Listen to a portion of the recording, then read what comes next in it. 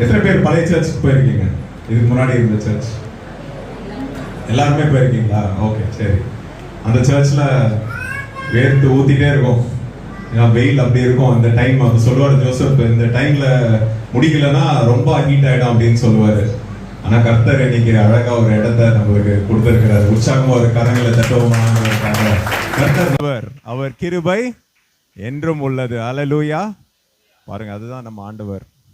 நம்ம ஆண்டவர் நம்மளோடு கூட இருக்கிறார். இந்த நாள்லையும் ஜோசப் என்கிட்ட சொன்னப்போ, நம்ம எப்பவுமே இந்த 7 வார்த்தை சொல்லுவோம், இந்த தடவை கொஞ்சம் வித்தியாசமா நம்ம கொஞ்சம் பார்க்கலாம் அப்படின்னு சொன்னாரு. அப்போ வித்தியாசமா பார்க்கலாம் அப்படின்னு சொன்னப்போ, எல்லாரும் எதுக்காக சபைக்கு வரோம் அப்படின்ற முதல் கேள்வி இல்லையா? நிறைய பேர் வருவாங்க. சில பேர் வந்துட்டு அவங்க உட்காந்து அவங்க வாட்டுக்கு ஃபோன் பார்த்துட்டு இருப்பாங்க. சில பேர் தூங்கிட்டு இருப்பாங்க. சில பேர் கவனமாக இருப்பாங்க. சில பேர் உற்சாகமாக கேட்டுட்டு மறந்துடுவாங்க போய் என்ன கேட்டோன்னு. கரெக்டா? இதெல்லாம் நிஜமாக நடக்கிற காரியங்கள். அப்போ ஆண்டவர் நமக்காக மரிச்சாரு. அவர் ஒருத்தர் தான் மரிச்சாரு, வேற யாருமே கிடையாது. கரெக்டா? வேற யாருமே கிடையாது. அப்போ அப்படிப்பட்ட ஆண்டவர் நம்மளோடு கூட இருக்கிறார்னா, நம்ம அவரோட எப்பவுமே கூட இருக்கணும். அல்லேலூயா. அவர் எப்பவுமே நம்மளோட தான் கூட இருக்கிறாரு. நம்ம என்ன பண்ணோம்? அவரோட கூட இருக்கணும். இன்னைக்கு தலைப்பு எப்பொழுதும் இயேசுவோடு வாழும் வாழ்க்கை. அல்லேலூயா. எத்தனை பேர் ரெடியா இருக்கீங்க எப்பவுமே இயேசுவோடு வாழ்றதுக்கு? ஒரு கரங்களை தூக்கி காட்டுங்க பாப்பா. எத்தனை பேர் ரெடியா இருக்கீங்க? எத்தனை பேருக்கு தெரியும் எப்படி இயேசுவோடயே இருக்கிறது அப்படின்றது? சொல்லுங்க பாப்போம். கொஞ்சம் கையெல்லாம் அப்படியே குறைஞ்சிருச்சு இல்லையா? ஏன் அப்படின்னு சொல்லி ஒன்றும் தப்புலாம் கிடையாது. நீங்க நினச்சிக்காதீங்க, நான் வந்து கை தூக்கலன்னா தப்புலாம் கிடையவே கிடையாது. எல்லாரும் படுற பாடுதான். நம்மெல்லாம் யாரு? மனிதர்கள். மனுஷங்கன்னா என்ன பண்ணுவோம்? படாத பாடு படணும். எதுக்காக படாத பாடு பட போறோம்? நிறைய விஷயங்கள் இருக்கு. நான் இன்னைக்கு உங்களுக்கு சில காரியங்களை நான் ஈஸியா புரியும்படி நான் சொல்லி கொடுக்க போறேன். இன்னைக்கு ஆவியானவர் கொடுத்த வார்த்தைகள். நம்ம வேதத்துல எல்லாத்துக்கும் வசனம் இருக்கு, எல்லா காரியத்துக்கும் வசனம் இருக்கு. ஏதாவது ஒரு பிரச்சனை அப்படின்னா நான் வேதத்துக்குள்ள போனேன்னா எனக்கு அதுல பதில் இருக்குது. அப்போ மனுஷனுடைய எண்ணங்கள், இருதயம், இதெல்லாம் வந்து நம்ம செய்யும் ஒவ்வொரு காரியத்தையும் ஏன் செய்யறோம், எதுக்கு செய்யறோம் அப்படின்றத தூண்டும் ஒரு உறுப்புகள். இருதயத்துல என்ன இருக்கு சொல்லுங்க? இருதயத்துல என்ன இருக்கும் சொல்லுங்க? கொலஸ்ட்ரால் இருக்குமா? இருதயத்துல எனக்கு ஆசைகள் இருக்கும் இல்லையா? எமோஷன்ஸ்லாம் எங்க இருக்கும்? என்னுடைய இருதயங்கள்ல இருக்கும். அப்போ நான் ஒரு வேலைக்கு போறேன்னா அந்த வேலையில நான் நல்லா வரணும் அப்படின்றது ஒரு ஆசை. கரெக்டா? யாராவது வேலைக்கு போவாங்களா நான் நல்லா வரக்கூடாதுன்னு? வீடு பார்த்தோன்னா எனக்கு ஒரு வீடு கட்டணும்னு ஒரு ஆசை வரும் இல்லையா? திருமண வயது வந்தோடனே திருமணம் ஆகணும்னு சொல்லி ஒரு ஆசை வரும். அதுக்கப்புறம் குழந்தைகள் வேணும்னு ஒரு ஆசை வரும். இப்படி வாழ்க்கையில் பார்த்தீங்கன்னா ஏதாவது ஒரு காரியம் நமக்கு வந்துட்டே இருக்கும். இது எங்க இருந்து வருது? இருதயங்கள்ல வருது. இருதயத்திலேருந்து வந்தோடனே என்ன பண்ணோம்? என்ன பண்ணோம்? நெக்ஸ்ட் வீடு வாங்கணுமா? நெக்ஸ்ட் உடனே கடன் வாங்கிடலாமா? கால்குலேஷன், இஎம்ஐ எவ்வளோ பே பண்ணலாம், இவ்வளோ பே பண்ணலாமா, இவ்வளோ சம்பளம் வருது, இவ்வளோ. இதுதான் வந்து தினம் நமக்குள்ள நடக்கிற போராட்டம். கரெக்டா? எல்லாரும் என் கூட இருக்கீங்களா? புரியுதா? இதுதான் தினமும் நமக்குள்ள நடக்கிற போராட்டம். எல்லா காரியத்திலும் இதுதான். இருதயம், எண்ணம், இது சுத்தி சுத்தி வந்துட்டே இருக்கும். நம்ம ஆண்டவர் கூட எப்போதுமே இருக்கணும்னா இந்த 2 காரியமும் நமக்குள்ள இருக்கணும், நம்ம கண்ட்ரோல்ல இருக்கணும். இல்லைன்னா யார் கூட இருக்க முடியாது? ஆண்டவரோட இருக்க முடியாது.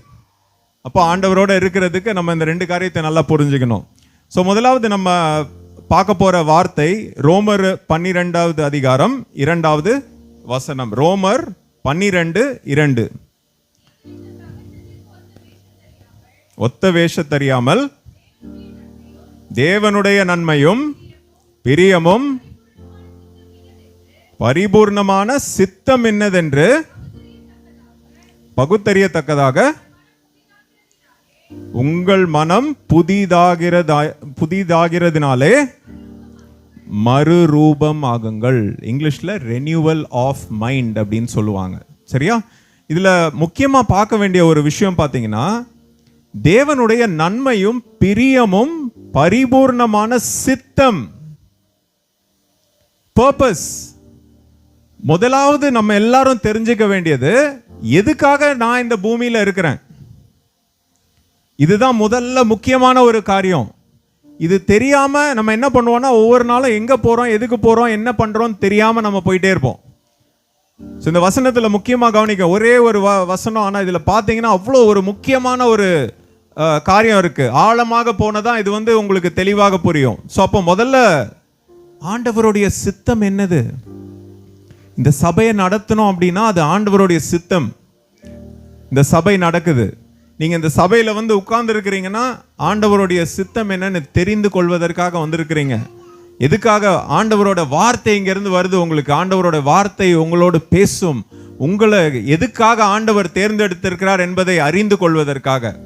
அப்போ முதல்ல தெளிவு எங்க வரணும்? சித்தம் என்னன்னு தெரியணும். அப்போ நீங்க முதல்ல கேட்கணும், என்ன எதுக்காக ஆண்டவரே நீங்க இந்த பூமியில வைத்திருக்கிறீங்க. ஆனா நம்மளோட கேள்வி எப்படி இருக்குன்னு சொல்லுங்க பாப்போம். ஆண்டவர் நம்ம என்ன கேட்கிறோம்? ஆசீர்வாதம். Okay, right. ரொம்ப ஃபேமஸான வார்த்தை இல்லையா ஆசீர்வாதம்? எல்லாரும் கேட்கறது தான், எனக்கு ஆசீர்வாதம் வேணும் அப்படின்னு சொல்லி. வேற என்ன கேட்கிறோம் சொல்லுங்களேன் பாப்போம். ஆண்டவர்கிட்ட வேற என்ன கேட்கிறோம்? உங்க சித்தம் என்னன்னு எத்தனை பேர் கேட்குறீங்க சொல்லுங்க? அல்லேலூயா. அவருடைய சித்தம் என்னன்னு தெரிஞ்சதான் நம்ம அவருடைய பாதையில பிரயாணம் செய்ய முடியும் இந்த பூமியில. அல்லேலூயா. ஸோ அதனால முதலாவது காரியம் நீங்க பார்க்கறது அவருடைய சித்தம் என்னவென்று அறிந்து கொள்ள வேண்டும். ரெண்டாவது, மனம் புதிதாகிறதுனாலே மறுரூபம் ஆவீர்கள். அப்போ எண்ணங்கள் மாற வேண்டும்.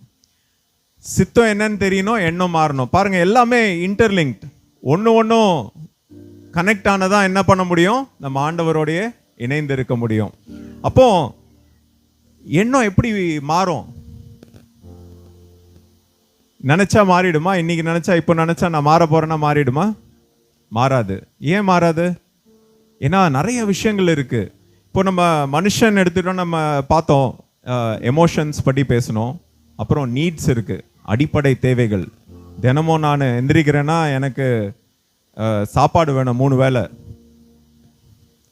தங்குறதுக்கு இடம் வேணும், செலவு பண்ற காசு வேணும், உறவுகள் வேணும். நிறைய தேவைகள் இருக்கு மனுஷனுக்கு. கரெக்டா? நிறைய தேவைகள் இருக்கு. ஒவ்வொரு நாளும் எழுந்தோன்னா நம்மளுக்கு அவ்வளோ தேவைகள் இருக்கு. எனக்கு நண்பர்கள் தேவை, உறவினர்கள் தேவை, பிள்ளைகள் தேவை, என் மீது அன்பு செலுத்துறதுக்கு யாராவது வேணும்னு எதிர்பார்க்கிறோம். இதெல்லாமே பார்த்தீங்கன்னா அடிப்படை தேவைகள். அடிப்படை தேவைகள் எல்லாருக்கும் தேவைப்படுகிறது. அப்போ இவ்வளோ அடிப்படை தேவைகள் நமக்கு இருக்குது. அப்போ இது எமோஷன்ஸ். அந்த எமோஷன்ஸ் என்ன பண்ணுது? இந்த தேவைகள் கிடைக்குது சில நேரத்தில், சில நேரம் கிடைக்கல. சில நேரமா பல நேரத்தில் கிடைக்கலையா? பல நேரம் கிடைக்கல. ஏன் அப்படின்னா எனக்கு இது வேணும் அது வேணும்னு சொல்லி நிறைய எதிர்பார்ப்புகள் இருக்கு இந்த பூமியில. அப்போ எனக்கு கிடைக்காதப்போ என்ன நடக்குது? எமோஷன்ஸ் நிறைய வெளியே வருது. அப்போ சில நேரம் கோபமா வருது, சில நேரம் சோகமா வருது, சில நேரம் நம்ம என்ன பண்ணிடுறோம்? ஏதோ ஒன்று கிடைக்கணும்னு சொல்லி தப்பு பண்ணிடுறோம். அப்புறம் எனக்கு குற்ற உணர்வு ஏற்படும்.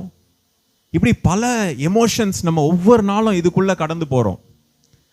இதெல்லாம் தப்பா அப்படின்னு பார்த்தா தப்பா? இதெல்லாம் அப்படியா? தப்பா? சொல்லுங்க, நல்லா யோசிச்சு சொல்லுங்க. மனுஷங்கன்னா இதுக்குள்ளெல்லாம் கடந்து போனதான் மனுஷங்க, இல்லைன்னா மனுஷங்களே கிடையாது. அதனால தப்பு அப்படின்னு சொன்னா அடுத்தது குற்ற உணர்வுக்குள்ள போயிடுவீங்க. ஐயோ நம்ம எப்படி தப்பு பண்றோமே அப்படின்னு சொல்லி. நமக்கு குற்ற உணர்வு தேவை கிடையாது. மனுஷனா தப்பு பண்ணுவான்னு தெரிஞ்சுதான் ஆண்டவர் என்ன பண்ணாரு? நமக்காக மறிச்சு உயிர்த்தெழுந்தாரு. அப்போ நமக்கு தனியாக மனிதனாக எல்லாத்தையும் சாதிக்க முடியாது, நம்மளால எல்லாத்தையும் மேற்கொள்ள முடியாதுன்றதுக்காக தான் ஆண்டவர் நமக்காக வந்திருக்கிறாரு. அப்போ இந்த பூமியில வரும்போது இந்த எமோஷன்ஸ் எல்லாம் நான் டெய்லியும் வரப்போகுது. என்னோட நண்பன் இருக்கான், என் நண்பன் என் கூட பேசுறதில்ல, எனக்கு ஒரு பிரச்சனை ஆயிடுச்சு அப்படின்றப்போ எனக்கு நான் சோகமாகலாம், கோபம் வரலாம், அதனால நான் சந்தோஷத்தை இழக்கலாம். இப்படி அநேக காரியங்கள் ஒவ்வொரு நாளும் நடக்க போகுது. எனக்கு ஒரு பொருளை வாங்கணும், அந்த பொருள் வாங்குறதுக்கு எனக்கு காசு இல்லை. அப்போ அந்த டைம்ல நான் சோகமாகறேன். என்னதான் பண்றதுன்னு தெரியல எனக்கு. சில நேரங்களில் கடன் வாங்க ஆரம்பிக்கிறேன். கடன் வாங்க அதிகமாயிடுது. வர பணத்துக்கு மேல கடன் போயிடுது. இதெல்லாம் சூழ்நிலைகள். நிறைய பேர் இந்த மாதிரி சூழ்நிலைகள், பாடுகளுக்குள்ள கடந்து போறோம். இப்படி கடந்து போகும்போது இதெல்லாம் நம்மளால தனியா மேனேஜ் பண்ண முடியாதுன்னு சொல்லி தான் ஆண்டவர் நமக்காக வந்திருக்கிறாரு. அப்போ அந்த ஆண்டவர் நமக்கு சொல்லும் காரியத்தில் நம்ம ஒன்னொன்னா பார்க்க போறோம். பயம். எத்தனை பேருக்கு பயம் இருக்கு சொல்லுங்க? கொஞ்சம் பேர் தான் கை தூக்கி இருக்கிறீங்க. மிச்சவங்களாம் பயம் இல்லையா? உண்மையை சொல்லுங்க. ஆண்டவர் பார்த்துட்டு இருக்காரு. பயம் இருக்கா இல்லையா? பயம் இருக்கு, எல்லாருக்கும் இருக்கும். பயம் இருந்தா தப்பா? தப்பு கிடையாது. பயம் இருந்தா தப்பு கிடையாது.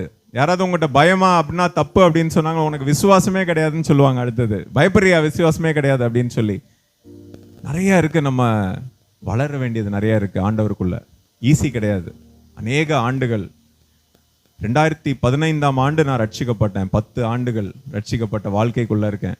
ஆனா இன்னும் கற்றுக்கொண்டே இருக்கிறேன். நிறைய கற்றுக்கொள்ள வேண்டியதா இருக்கு. வேதத்துல படிக்க படிக்க படிக்க ஒவ்வொரு நாளும் நிறைய கற்றுக்கொள்ள வேண்டியதா இருக்கு. தினமும் பாத்தீங்கன்னா காலையில ஒரு 30 மினிட்ஸ் ஜாகிங் ஓடுவேன். அந்த ஜாகிங் ஓடுறப்போ பாத்தீங்கன்னா காதுல ஹெட்செட் மட்டும் ஏதாவது ஒரு மெசேஜ் கேட்டுட்டே இருப்பேன். நான் வேர்ல்டு ஓவர் நிறைய ப்ரீச்சர்ஸ் இருக்காங்க, ஏகப்பட்ட பேர் இருக்கிறாங்க. ஒவ்வொருத்தரும் பாத்தீங்கன்னா அவங்களுக்குன்னு தனியா ஆண்டவர் விசேஷித்த தாளந்துகளை கொடுத்துருக்கிறாரு. எல்லாம் கேட்க கேட்க கேட்க கேட்க உங்களுக்கு இன்னும் நிறைய கற்றுக்கொள்ள முடிகிறது. ஏன்னா வாழ்க்கை முழுவதுமாக நம்மளுடைய எண்ணங்கள்ல கற்றுக்கொள்ள வேண்டும் என்ற எண்ணம் இருக்கணும். என்ன இருக்கணும்? கற்றுக்கொள்ள வேண்டும்ன்ற எண்ணம் இருக்கணும். நிறைய பேர் இன்னைக்கு பாத்தீங்கன்னா நான் ஏற்கனவே எல்லாமே கத்துக்கிட்டேன், இப்படிப்பட்ட எண்ணம், எனக்கு எல்லாமே தெரியும் அப்படின்ற எண்ணங்கள் இன்னைக்கு நிறைய பேருக்கு இருக்கு. அப்பனா என்ன ஆகும்? நீங்க கற்றுக்கொள்ள முடியாது. அநேகம் இருக்குது இன்னும் கற்றுக்கொள்றதுக்கு. நிறைய விஷயங்கள் இருக்குது. இந்த பூமியில வாழ்றது அவ்வளோ ஒரு லேசான ஒரு காரியம் ஆக்சுவலா, ஆண்டவர் கூட இருந்தா. ஆனா அவரு கூட இல்லைன்னு வச்சுக்கோங்களேன், படாத பாடுபடுவோம். அதை எப்படி கத்துக்க போறீங்க? அதுக்கு தான் நம்ம இன்னைக்கு ஆண்டவர் வார்த்தை கொடுத்துருக்கிறாரு. தெளிவாக இன்னைக்கு நீங்க இந்த சபையில இன்னைக்கு மெசேஜ் முடிச்சுட்டு நீங்க கிளம்பி போகும்போது ஒரு புது தெளிவோடு போக வேண்டும். எத்தனை பேர் ரெடியா இருக்கீங்க புது தெளிவோடு போறதுக்கு? ஹல்லேலூயா, ஹல்லேலூயா. முதலாவது பார்க்க போறது பயத்தை குறித்து பார்க்க போறோம். 2 தீமோத்தேயு 1வது அதிகாரம், 2 தீமோத்தி 1st சாப்டர் 6வது வசனம். இது நிமித்தமாக நான் உன்மேல் என் கைகளை வைத்ததினால் உனக்கு உண்டான தேவவரத்தை நீ அனல் மூட்டி எழுப்பி விடும்படி உனக்கு நினைப்பூட்டுகிறேன். தேவன் நமக்கு பயமுள்ள ஆவியை கொடாமல், தேவன் நமக்கு பயமுள்ள ஆவியை கொடாமல் பலமும் அன்பும் தெளிந்த புத்தியுமுள்ள ஆவியை கொடுத்திருக்கிறார். தெளிந்த புத்தியுமுள்ள ஆவியை கொடுத்திருக்கிறார். ஹல்லேலூயா. சோ அப்போ பயம் வருது அப்படின்னா தப்பு கிடையாது. அது மனுஷனுக்கு அது ஒரு எமோஷன். இது யார் இந்த எமோஷன்லாம் யார் கொடுத்திருக்கா, படைச்சிருக்கா? மனுஷனுக்கு யார் படைச்சிருக்கா? தேவன் படைச்ச எதுவுமே தப்பு கிடையாது. ஹல்லேலூயா. ஃபர்ஸ்ட் தேவன் படைச்ச எதுவுமே தப்பு கிடையாது. அப்போ எமோஷன் வருதுன்னா அது தப்பு கிடையாது. நிறைய பேர் அதை புரிஞ்சிக்காம ஐயோ நான் இப்படி ஆயிட்டனே அப்படின்னு சொல்லி அப்படியே உள்ள போயிடுறாங்க. தேவையில்லை. கடவுள் கொடுத்திருக்கிறார் இந்த எமோஷன்ஸ்லாம், மனுஷனுக்காக கொடுத்திருக்காரு. எல்லாம் நல்ல நோக்கத்துக்காக தான் கொடுத்திருக்கிறாரு. நான் அதை நல்ல நோக்கத்துக்கு பயன்படுத்துறேனா அப்படின்றதுதான் முக்கியம். ஸோ அப்போ நான் முதல்ல இந்த பயத்தை குறித்து ஆண்டவர் பேசுறாரு. என்ன கொடுத்திருக்காரு, என்ன கொடுக்கலையா? தேவன் நமக்கு பயமுள்ள ஆவியை கொடாமல். அப்போ பயமுள்ள ஆவியை நமக்கு கொடுக்கல. அப்போ நம்மளுக்கு பயம் வரும்போது என்ன புரிஞ்சுக்கணும் சொல்லுங்க? அப்போ பயம் வந்துச்சுன்னா என்ன அர்த்தம்? ஒரு எமோஷன் வந்திருக்கு எனக்கு, ஓகே, ஏதோ ஒரு காரணத்துக்காக பயம் வந்திருக்கு. அப்போ ஏன் எனக்கு பயம் வருது அப்படின்னு நீங்க யோசித்தீங்கன்னா, இதுக்கு முன்னாடி நடந்த ஏதோ ஒரு காரியம் என் வாழ்க்கையில எனக்கு ஒரு பயத்தை உண்டாக்கலாம். இல்லைன்னா ஃபியூச்சர்ல எனக்கு என்ன ஆக போதும்னு நினைச்சு நான் பயந்து போயிருக்கலாம். டொனால்ட் ட்ரம்ப் அமெரிக்கா பிரசிடென்ட்டா வந்துட்டாரு. உலகத்துல எல்லாமே மாறி போச்சு. திடீர்னு அவர் என்ன பண்றாரு? டாக்ஸ் போட்டாரு. எல்லா கண்ட்ரி மேலேயும் டாக்ஸ் போட்டாரு. ஒரு யுத்தம் ஆரம்பிச்சிருச்சு. எல்லாரும் என்ன பண்றதுன்னே தெரியல. சிங்கப்பூரோட லீடர் என்ன சொல்றாரு? அவ்வளவுதான், எல்லாமே மாறிடுச்சு. உங்களுக்கெல்லாம் தெரியும், சிங்கப்பூர் வந்து எந்த அளவுக்கு அவங்க வந்து ஒரு சின்ன ஒரு தீவாக இருந்தாலும் அவ்வளோ டெவலப் பண்ணி அழகாக கொண்டு வந்தாங்க அந்த வர்த்தகத்தில். ஆனால் அவங்க இன்னைக்கு என்ன சொல்கிறாங்க, உலகமே மாறிடுச்சு, இனி நம்ம படாத பாடு பட போகிறோம் அப்படின்னு சொல்கிறாங்க. அப்போ உடனே என்ன எல்லாருக்கும் என்ன தோணுது பாருங்க, ஒரு பயம். ஐயோ இனிமே என்ன நடக்க போதோ, ஸ்டாக் மார்க்கெட் ஃபுல்லாக கிராஷ் ஆகுது, அவ்வளோதான் போச்சு, போட்ட பணம்லாம் போச்சு, வாழ்க்கையே முடிஞ்சிருச்சு, எல்லாமே முடிஞ்சிருச்சு. அப்போ பயம், ஒவ்வொரு காரியம் நடக்கவும் பயம். ஒரு போர், ரஷ்யாவுக்கும் உக்ரைனுக்கும் போர் ஆரம்பிச்சது. அதுக்கப்புறம் இஸ்ரேல் வந்து போர் ஆரம்பிச்சாங்க. எல்லாரும் சேர்ந்து உலக போர் மறுபடியும் வரப்போகுது, 3ஆம் உலக யுத்தம். இதை நினைச்சு பயந்து போய் உட்கார்ந்து இருக்கிறவங்க நிறைய பேர் இருக்கிறாங்க. ஏன்? அந்த பயம். இந்த பயத்தினால என்ன கிடைக்கும் நம்மளுக்கு? ஏதாவது கிடைக்குமா? எதுவும் கிடைக்காது. யுத்தத்தை நிறுத்த முடியுமா? டொனால்ட் ட்ரம்ப்பை பிரசிடென்ட்ல இருந்து இறக்க முடியுமா? முடியாது. எதுவுமே செய்ய முடியாது. அப்போ இந்த பயத்தை குறித்து என்ன பண்ண போறோம்? அப்பதான் நம்ம வந்து உடனே என்ன பண்ணணும், உட்கார்ந்துட்டு எனக்கு இந்த பயம் எதற்கு, எனக்கு இந்த பயம் வேண்டாம். ஏன்னா என் ஆண்டவர் எனக்கு என்ன கொடுக்கல சொல்லுங்க, என்ன கொடுக்கல? தேவன் நமக்கு பயமுள்ள ஆவியை கொடாமல் பலமும் அன்பும் தெளிந்த புத்தியும் உள்ள ஆவியை கொடுத்திருக்கிறார். ஒன்னும் இல்ல, அமைதியா ஒரு 2 நிமிஷம் உட்காருங்க. ஒரு அமைதியா 2 நிமிஷம் உட்காருங்க. இமீடியட்டா காம் டவுன் ஆயிடுவீங்க. ஒரு பயம் வந்துச்சுன்னா முதல்ல தப்பு கிடையாது, அந்த பயம் அப்படியே போயிடும். ஒரு 2 நிமிஷம் அமைதியா உட்காருங்க. ஆண்டவருக்குள்ள நான் யாரு? ஆண்டவருக்குள்ள நான் யாரு? ஒரு நிமிஷம் அந்த கேள்வி கேட்டு பாருங்க. ஆண்டவருக்குள்ள நான் யாரு? உங்களுக்கு ஒரு புது தெளிவு கிடைக்கும். அந்த பயத்தின் ஆவி ஆண்டவர்கிட்ட இருந்து வரல. அந்த பயத்தின் ஆவியை ஆண்டவர் கொடுக்க போறது கிடையாது. அப்போ உடனே ஆண்டவர் என்ன பண்ணுவார்? நமக்கு தெளிந்த புத்தி உள்ள ஆவியை கொடுப்பார் நம்மளுக்கு. அல்லேலூயா, அல்லேலூயா. இந்த தெளிவு நம்மளுக்கு எப்பொழுதும் வேணும். இதான் முதலாவது காரியம். நல்லா ஞாபகம் வச்சுக்கோங்க. பயம் அப்படின்றது வரட்டும், வந்தா பிரச்சனையே கிடையாது. ஆனா அது வந்தோடனே உட்கார்ந்து ஏன் எனக்கு வருதுன்றது ஆராய்ந்து அறிந்து தேவனோடு இணைந்து கொள்ள வேண்டும். ஏன்னா நீங்க அந்த பயத்தோடே இருந்தீங்கன்னா உங்களால தேவனோடு இணைய முடியாது, இணையவே முடியாது. ஏன்? உங்களுக்கு அந்த பயம் இருந்துட்டே இருக்கும்போது என்ன நடக்கும்?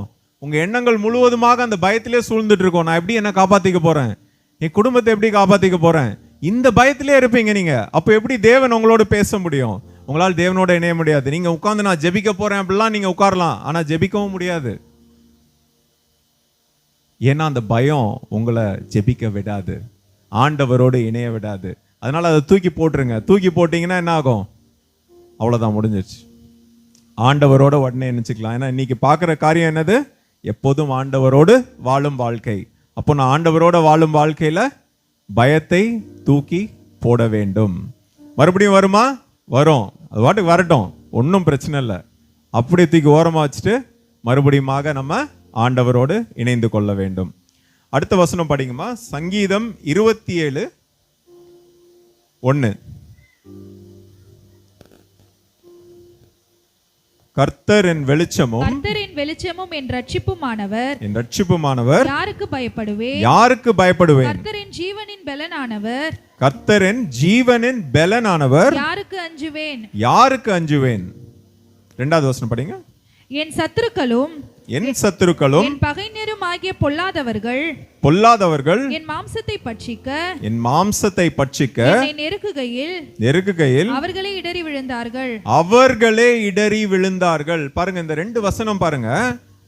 முதலாவதுல சங்கீதக்காரன் சொல்றது, அவரு அநேக பாடுகளுக்குள்ள கடந்தார், ஓடிக்கிட்டே இருந்தார், வாழ்க்கை முழுவதும் ஓடிக்கொண்டே இருந்தார், துரத்தப்பட்டு கொண்டே இருந்தார். அவர் சொல்றது பாருங்க, யாருக்கு பயப்படுவேன், யாருக்கு அஞ்சுவேன்? கர்த்தர் என் வெளிச்சமும் என் ரட்சிப்புமானவர், யாருக்கு பயப்படுவேன்? அப்போ நான் யாருக்கு பயப்படணும்? கர்த்தர் என்னோடு இருக்கும் போது நான் யாருக்கு பயப்படணும்? நிறைய நேரத்துல நம்ம பயத்தினால் என்ன பண்ணுவோம்னா, ஏதாவது பண்ணி அந்த பயத்துல இருந்து வெளியே வரணும்னு சொல்லி நம்ம என்ன பண்ணுவோம்? இன்னும் பிரச்சனைகளை பெருசாக்கிடுவோம். ஆனா இங்க பாருங்க எவ்வளவு அழகா இருக்கு பாருங்க. இந்த 2 வசனம் எனக்கு ரொம்ப பிடிச்ச ஒரு வசனம். ஏன்னா 2வது வசனத்துல ஆட்டோமேட்டிக்கா என்ன நடக்குது, அந்த பிரச்சனை எல்லாம் சால்வ் ஆகுது.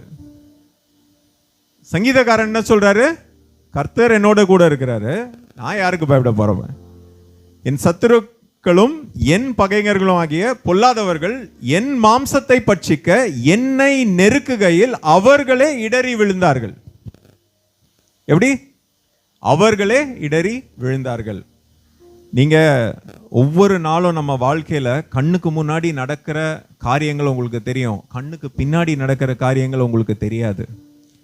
நம் தேவன் நம்மளை சுத்தி பாதுகாப்பு வளையம் வைத்து ஒவ்வொரு நாளும் அழகாக பாதுகாத்து கொண்டு இருக்கிறார். எத்தனை பேர் விசுவாசிக்கிறீங்க? அல்லேலூயா. நம் தேவன் நம்மளை ஒவ்வொரு நாளும் பாதுகாத்து கொண்டே இருக்கிறாரு. நான் ஒரு பிரயாணத்தில் போறேன்னா கார்ல டிராவல் பண்ணுவேன். மதுரை, திருநெல்வேலி, கொடைக்கானல் எங்கனாலும் கார்ல தான் போவேன். நான் என்னோட ஜெபம் ஒரே ஒரு ஜெபம் தான், எனக்கு நீங்க வழியை ஆயத்தம் செய்து வச்சிட்டீங்க, நான் அந்த வழியில போக போறேன். அல்லேலூயா. அவ்வளவுதான் என் ஜெபம். ஆண்டவரே நான் போறேன், என்னை பாதுகாத்து கொள்ளுங்க, என்னை பத்திரமா கொண்டு போயிடுங்க, நிறைய ஆபத்து இருக்கு, நீங்க தான் என்னை காப்பாத்தணும். ஏன் அப்பா எனக்கு முன்னாடி போயிட்டாரு, ஆயத்தம் செய்து வைத்துட்டாரு. அதுதான் என்னோட விசுவாசம். பயம் இருந்தா என்ன நடக்கும்? உட்கார்ந்து அப்பா அப்பா இந்த லாரி விழுந்துற போதுப்பா, நடுவில் வந்து எப்படி திடீர்னு எங்கேயாவது போய் இடிச்சிட போறேன்ப்பா, அந்த பயம்லாம் நமக்கு தேவையில்லை. நம்ம தேவன் நம்மளோட கூட இருந்தா எதற்கும் பயப்பட தேவையில்லை. நம்ம போய்கிட்டே இருக்கலாம், நம்ம வழி கிளியர் ஆகிட்டே இருக்கும். அதுதான் இந்த வசனம். பாருங்க, அவர்களே இடறி விழுந்தார்கள். எத்தனை பேர் இப்படி விழுந்துட்டு இருக்காங்க தெரியுமா? உங்களுக்கு தெரியாது. நீங்க நினைச்சிட்டு இருப்பீங்க, நீங்க உட்கார்ந்துட்டு இருப்பீங்க, இவங்க என்ன இப்படி பண்றாங்க, அவங்க என்ன இப்படி பண்றாங்கன்னு. ஆனா ஆண்டவர் விட்டுட்டீங்கன்னா ஆண்டவர் என்ன பண்ணுவாரு? ஆட்டோமேட்டிக்கா அவங்க எல்லாரும் இடறி விழுவார்கள். அல்லேலூயா. அதனால இனி என்ன பண்ணக்கூடாது? சொல்லுங்க, இனி என்ன பண்ணக்கூடாது? பயப்படக்கூடாது. பயப்படாதீங்க. நம்ம தேவன் நமக்காக மரித்தவர். இந்த உலகம் முழுவதும் அவரோட கரங்கள்ல இருக்குது. அவர் நமக்காக மரித்திருக்கார். யாருக்காக? அவருக்காக இல்ல, நமக்காக மரித்திருக்கிறார். அதனால இனி பயப்பட தேவையில்லை. பயம் வந்தாலும் பிரச்சனை இல்லை, மறுபடியும் பயத்துல இருந்து உடனே வெளியே வந்துடலாம். ஹல்லேலூயா. அடுத்ததாவது பாருங்க, கவலை. இது ரொம்ப காமனான விஷயம் இல்லையா? எத்தனை பேர் கவலையில இருந்திருக்கிறீங்க சொல்லுங்க? கை தூக்கி காட்டுங்க பார்ப்போம். கை தூக்காதவங்களாம் கவலையில இல்லையா? கவலை. அடுத்தது சரியா? கவலை. பிலிப்பியர் 4வது அதிகாரம் 6வது வசனம். நீங்கள் ஒன்றுக்கும் கவலைப்படாமல் எல்லாவற்றையும் குறித்து உங்கள் விண்ணப்பங்களை ஸ்தோத்திரத்தை கூடிய ஜெபத்தினாலும் வேண்டுதலினாலும் தேவனுக்கு தெரியப்படுத்துங்கள். முதலாவது பார்க்கிறது என்னது? ஒன்றுக்கும் கவலைப்படாமல். நான் என்ன சொன்னேன்? எல்லா பிரச்சனைக்கும் வார்த்தை இருக்குன்னு சொன்னேன். வேதத்துல பாத்தீங்கன்னா மனுஷனுக்கு என்னென்ன எமோஷன் கொடுத்துருக்காரோ அதை குறித்து ஆண்டவர் எவ்வளோ தெளிவாக ஒவ்வொரு வார்த்தையும் இங்கே கொடுத்துருக்காரு பாருங்க. கோவம்னா கோவத்துக்கு வார்த்தையை கொடுத்துருக்காரு, சோகம்னா சோகத்துக்கு வார்த்தையை கொடுத்துருக்காரு, எல்லாத்துக்கும் கொடுத்துருக்காரு வார்த்தை. அதுதான் வேதம். இதோட பெரிய புக்கு எங்கே கிடைக்கும் சொல்லுங்க? அல்லேலூயா. ஒரு கரங்களை தட்டுவோமா வேதம் நம்ம ஆண்டவர் கொடுத்ததுக்காக? இன்னைக்கு வேதம் இல்லைன்னா நம்ம நிலைமை என்ன இருக்கும்னு யோசித்து பாருங்களேன். அதனால் என்னோட அந்த 10 வருஷ பிரயாணத்தில் பார்த்தீங்கன்னா அந்த வார்த்தை இல்லைன்னா எப்படி வாழ்க்கை எப்படி மாறி இருக்குன்னே யோசிச்சு கூட பார்க்க முடியல. அவ்வளோ அழகான வார்த்தை நம்ம கரங்களில் கொடுத்துருக்காரு. போன வாரம் எங்கள் சபையில் நான் இந்த ஏஜி சர்ச் அண்ணாநகரில் ஏப்ரஹாம் தாமஸ் பாஸ்டர் அவரோட சர்ச் தான் போயிட்டுருக்கேன்.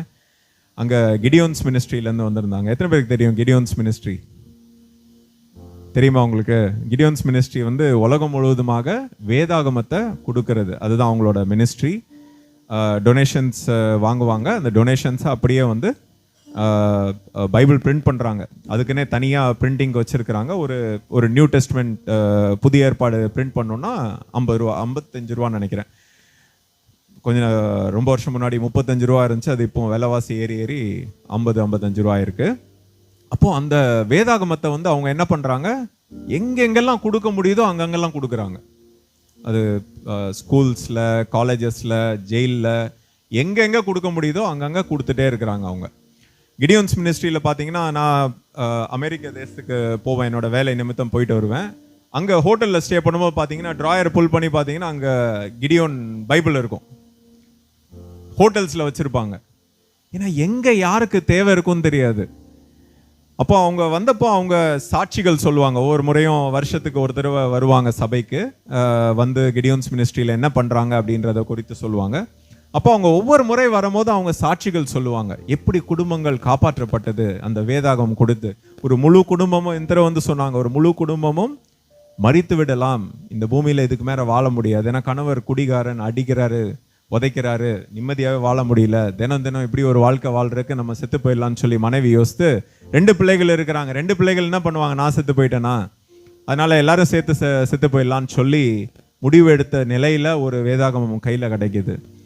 கிடியோன்ஸ் மினிஸ்ட்ரி மூலயமாக அந்த வேதாகமத்தை எடுத்து வாசித்து அந்த அம்மா என்ன பண்றாங்க, மனதை மாற்றி ஆண்டவர் இருக்கிறாருன்னு சொல்லி எனக்கு ஒரு வாழ்க்கை இருக்குன்றதை புரிஞ்சு கொண்டாங்க. அப்போ அந்த கணவர் எப்பவும் போல வீட்டுக்கு வந்து அடி உத, ஆனால் இந்த அம்மா ஒரு வார்த்தை பேசலையாம். அவர் அப்படியே ஷாக் ஆயிட்டாராம். ஏன்னா எப்பவுமே என்ன நடக்குமா, அவர் அடிப்பாரு, இவங்க சண்டை போடுவாங்க, இப்படி நடந்துட்டே இருக்கும். ஆனால் இந்த தடவை ஒரு வார்த்தை பேசலையாம் அந்த அம்மா. அப்போ அவர் வந்து என்னடா இது ஒன்றுமே பேச மாட்டேங்கிறாளேன்னு சொல்லி அவருக்கு ஷாக் ஆகி வந்து கேட்டாராம், என்ன இப்படி ஒன்றுமே பேசல, நீ சண்டை போடுவ அப்படின்னு. எங்களை நீங்கள் உயிரோடவே பார்த்துருக்க முடியாது இந்த வேதாகமம் கையில் கிடைக்கலன்னா. இது கிடைச்சனால இன்னைக்கு நீங்கள் என்னை உயிரோட பார்க்குறீங்க, அதனால தான் நான் அமைதியாயிட்டேன் அப்படின்னு சொல்லி அப்புறம் அப்படியே அழுது அவர், இப்படி நான் ஒரு நல்ல சந்தோஷமாக இருக்க வேண்டிய ஒரு குடும்பத்தை இப்படி சிதைச்சிட்டேனேன்னு சொல்லி அவர் வேதனைப்பட்டு அழுது. பாருங்க, இது ஜஸ்ட் ஒரு சாட்சி. இது மாதிரி பல லட்சக்கணக்கான சாட்சிகள் இன்னைக்கு இருக்கு. ஏன்? வேதாகமம். அல்லேலூயா. வேதாகமம் பாருங்க, வேதாகமம் எவ்வளோ முக்கியமான ஒரு வார்த்தை. அந்த வார்த்தை இல்லைன்னா ஒன்றுமே செஞ்சிருக்க முடியாது. நான் நீங்கள் யோசித்து பாருங்க, பழைய ஏற்பாட்டிலேருந்து புதிய ஏற்பாடு எல்லாம் சேர்ந்து ஒரு ஒரு புத்தகமாக வந்திருக்கு. அந்த சீக்வன்ஸ் எல்லாமே பார்த்தீங்கன்னா அது எப்படின்னு புரிஞ்சு கொள்ளவே முடியாது. அதுவும் எவ்வளோ ரிசர்ச் பண்ணிட்டு இருக்காங்க, எப்படி அமைந்து இப்படி வந்துச்சுன்றது புரிஞ்சு கொள்ளவே முடியாது. ஏன்னா ஆண்டவர் he operates in supernatural, இயற்கைக்கு அப்பாற்பட்ட காரியங்கள். அல்லேலூயா. நம்ம மனுஷங்களாக யோசிக்கிறது இல்லை. அவரு எதெல்லாம் செய்ய முடியாது மனுஷனால, அதெல்லாம் ஆண்டவர் என்ன பண்ணுவாரு, செய்து முடிப்பார். அடுத்த வசனம் பார்ப்போம். முதலாவது பார்த்தது பயம், ரெண்டாவது பார்த்தது கவலை. 7வது வசனம் படிங்கம்மா. பிலிப்பியர் 4வது அதிகாரம் 7வது வசனம். அப்பொழுது எல்லா புத்திக்கும் மேலான தேவ சமாதானம் உங்கள் இருதயங்களையும் உங்கள் சிந்தைகளையும் கிறிஸ்து இயேசுக்குள்ளாக காத்துக்கொள்ளும். அப்போ நம்ம இங்க பார்க்கிறது கவலை. கவலையில எல்லா புத்திக்கும் மேலான, பாருங்க இதுதான் முக்கியமான ஒரு விஷயம். எல்லா புத்திக்கும் மேலான, நம்ம சாதாரணமா நினைத்து கவலைப்படுகிற காரியங்கள் இதெல்லாம் தாண்டி. அப்போ நான் ஒரு காரியம் சொன்னேன், ஆண்டவரோட இணைந்து கொள்ள வேண்டும் என்றால் இதெல்லாம் நம்ம வந்து விட்டு வெளியே வந்ததான் ஆண்டவரோட இணைந்து கொள்ள முடியும். அப்போ முதல்ல நம்ம பார்த்தபடி பயம் வெளியே போயிடுச்சு. ரெண்டாவது நம்ம இப்போ வந்து கவலை, இப்போ கவலையும் வெளியே போய் ஆகணும். அப்போதான் என்ன பண்ண முடியும், எல்லா புத்திக்கும் மேலான தேவ சமாதானம். அப்போ எனக்கு என்ன பிரச்சனையானாலும் சரி, எனக்கு கடன் பிரச்சனையாக இருக்கட்டும், உறவுகள் பிரச்சனையாக இருக்கட்டும், எந்த பிரச்சனையானாலும் சரி, உங்களுக்குள்ள ஒரு சமாதானம் இருந்துட்டே இருக்கும். எப்பவுமே ஒரு சமாதானம் இருக்கும். அதுதான் தேவ சமாதானம். அது நம்மளால கிடைக்காது. தேவன் நம்மளோடு கூட இருந்தால் மட்டும்தான் அது கிடைக்கும். பாருங்க, அதனாலதான் நம்ம எப்பொழுதும் தேவனோடு இருக்கும் ஒரு வாழ்க்கை வேணும். அவரோடு இருக்கும் வாழ்க்கை இருந்தா எப்பவுமே ஒரு சமாதானம். உங்க இருதயம் என்ன சொல்லும் உங்களுக்கு, தேங்க்யூ சொல்லும். ஏன்? அந்த சமாதானம் இருந்துட்டே இருந்தா. இன்னைக்கு ஒரு பெரிய ப்ராப்ளம் ஸ்ட்ரெஸ். இன்னைக்கு நிறைய பேர் பார்த்தீங்கன்னா ஸ்ட்ரெஸ். இன்னைக்கு ஒரு ஆர்டிகிள் படிக்கிறேன். சைனா வந்து அமெரிக்காவும் சைனாவும் பயங்கரமாக காம்படிஷன். ஆர்டிஃபிஷியல் இன்டெலிஜென்ஸ் எல்லாருக்கும் பார்த்துருப்பீங்கன்னு நினைக்கிறேன். நம்ம பல ஆண்டுகளுக்கு முன்னாடி படங்கள், அமெரிக்காவிலேருந்து வர படங்கள்லாம் பார்த்தீங்கன்னா ஃப்யூச்சரில் ரோபோ தான் எல்லாமே செய்யும், ரோபோ மனுஷனை கண்ட்ரோல் பண்ணும். அப்படிலாம் வந்து படங்கள் எடுத்திருக்கிறாங்க. நான் சொல்றது 20-25 ஆண்டுகளுக்கு முன்பாக. இன்னைக்கு அதெல்லாம் நிஜமாவே நடக்கும் சூழ்நிலை ஏற்பட்டிருக்கு. கார்லாம் பறந்து போகும். எப்போ? 20-25 ஆண்டுகளுக்கு முன்னாடி வந்த படங்கள்ல. இன்னைக்கு அது நிஜமாயிடுச்சு. ஆட்டோ ஷோஸ்ல பாத்தீங்கன்னா ஃப்ளையிங் கார்ஸ் வச்சிருக்கிறாங்க. ஸோ இன்னைக்கு கார் பறக்க ஆரம்பிச்சிருச்சு. இன்னும் ஒரு 10 வருஷத்துல பாருங்க, டிராஃபிக்லாம் கிடையாது, ஏர்ல தான் இருப்போம் நம்ம. அப்போ இதெல்லாம் நடக்க ஆரம்பிச்சிருச்சு. அப்போ சைனால ஏஐல வேலை செய்யறவங்க 5 பேர் இறந்து போயிருக்கிறாங்க. ஏஐல வேலை செய்தவங்க 5 பேர் இறந்து போயிருக்கு. இது லேட்டஸ்டான ஆர்டிகல், நேத்து நான் படிச்ச ஆர்டிகல். ஏன் இறந்து போயிருக்காங்க அப்படின்னா ஸ்ட்ரெஸ்.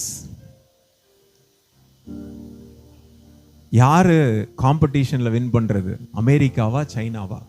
இந்த காம்படிஷன்ல மக்களை பிடிச்சு கண்டுபிடி, நீ தான் ஃபர்ஸ்ட் கண்டுபிடிக்கணும், நீ தான் முதல்ல வரணும்னு சொல்லி இந்த மனுஷங்களுக்கு ஸ்ட்ரெஸ். 5 பேர் இறந்து போயிருக்கிறாங்க. அதுல போட்டிருந்தது ப்ரீ மெச்சூர் டெத். அப்படின்னா அவங்களுக்கு எதுவும் பிரச்சனைலாம் கிடையாது, நல்லா இருந்தவங்க தான். ஆனா ஸ்ட்ரெஸ் இருந்துச்சுன்னா நீங்க எப்படிப்பட்ட பலவானா இருந்தாலும் உங்களை அமைக்கிறோம். அதுதான். ஸோ அதனால நம்ம ரொம்ப கவனமாக இருக்கணும்.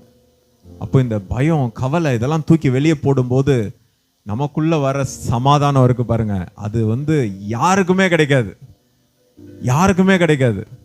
நிறைய நேரம் என்கிட்ட கேட்பாங்க, இவ்வளோ பிரச்சனை இருக்கு வேலையில், ஆனால் நீங்கள் பாட்டுக்கு இருக்கிறீங்க அப்படின்னு. இப்போ 2 நாளைக்கு முன்னாடி ஒருத்தர் என் கூட கொலீக், அவர் டெல்லியில் இருக்காரு. டெல்லியிலேருந்து அவர் மந்த்லி ட்வைஸ் ட்ராவல் பண்ணி வருவார் சென்னையில், என் கூட ஒர்க் பண்ணுறாரு. அவரும் இன்னொரு சீனியர் வைஸ் பிரசிடென்ட் இருக்கார். அவர் கேட்டார், எவ்வளோ நேரம் தூங்குவீங்க அப்படின்னு கேட்டார். நான் ஒரு 8 மணி நேரம் தூங்குவேன் அப்படின்னு சொன்னேன். டெய்லி 8 மணி நேரமா? என்னாலாம் தூங்கவே முடியலையே அப்படின்னு சொன்னார். 8 மணி நேரம் தூங்க முடியலையா? ஏன் தூங்க முடியாது? உங்க இருதயம் சமாதானத்தோடு இருக்கும் போது 8 மணி நேரம் தூங்குறதுல என்ன பிரச்சனை இருக்கு சொல்லுங்க? ஹல்லேலூயா. ஆண்டவர் கூட இருந்தார்னா சமாதானம் எப்பொழுதும் நம்மளோடைய கூட இருக்கும், எப்பொழுதும் கூடயே இருக்கும். உங்களுக்கு ஒரு நிம்மதி, தனி நிம்மதி கிடைக்கும்.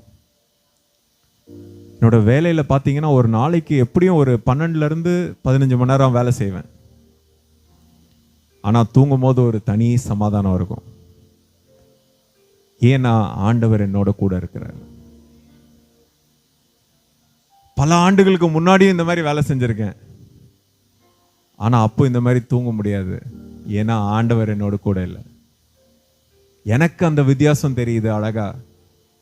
அதே வித்தியாசம் உங்க எல்லாருக்கும் தெரியணும்னு நான் ஆண்டவரிடம் ஜெபிக்கிறேன். ஹல்லேலூயா. ஒரு அழகான வாழ்க்கைங்க. இந்த வாழ்க்கையை யாருமே தொலைச்சிடக்கூடாது. நல்லா கவனிங்க. ஒரு அழகான வாழ்க்கை நமக்கு ஆண்டவர் கொடுத்திருக்கிறாரு.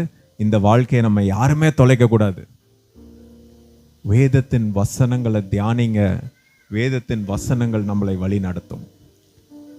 அடுத்ததாக நம்ம பார்க்க போறது கோபம். ரொம்ப ஃபேமஸ் ஆனது, எல்லாருக்கும் வர்றது கோபம். யாக்கோபு 1வது அதிகாரம் 19-20 வசனம். ஆகையால் என் பிரியமான சகோதரரே, என் பிரியமான சகோதரரே, யாவரும் கேட்கிறதற்கு தீவிரமாயும், யாவரும் கேட்கிறதற்கு தீவிரமாயும், பேசுகிறதற்கு பொறுமையாயும், பேசுகிறதற்கு பொறுமையாவும், கோபிக்கிறதற்கு தாமதமாயும் இருக்க கடவர்கள். கோபிக்கிறதற்கு தாமதமாவும் இருக்க கடவர்கள். மனுஷருடைய கோபம், மனுஷருடைய கோபம் தேவனுடைய நீதியை நடப்பிக்க மாட்டாதே. பாத்தீங்களா எவ்வளவு தெளிவா இருக்கு பாருங்க வசனம். பாருங்க, அவ்வளோ அழகான வசனங்கள் தெளிவாக கொடுத்துருக்குறாங்க. ஃபர்ஸ்ட் கேட்கறதுக்கு தீவிரமா இருக்கணுமா, ரெண்டாவது பேசுறதுக்கு பொறுமையாக இருக்கணும். எல்லாருமே அவுட்டு. கேட்கறதுக்கு தீவிரம், பேசுறதுக்கு பொறுமை, அங்கேயே அவுட் எல்லாரும். கடைசி கோபிக்கிறதற்கு முடிஞ்சு போச்சு. அப்படியே ரிவர்ஸ் ஆர்டர் தான் நம்மளுக்கு. ஃபர்ஸ்ட் நம்மளுக்கு எப்படி கோபம், பேச்சு, அப்புறமா கேட்கணும்னா கேட்போம். கரெக்டா? நானும் இன்னும் ஒர்க் பண்ணிட்டே இருக்கேன். கேட்கணும், பொறுமையா கேட்கணும், பொறுமையா கேட்கணும். ஆக்சுவலா இந்த லாஸ்ட் 2 வீக்ஸா எனக்குன்னு நான் கோல் செட் பண்ணிக்கிட்டேன். கேட்கணும், லிசனிங். தெரியுது சில நேரத்தில் கேட்க மாட்டோம். ஏன் அவசரம்?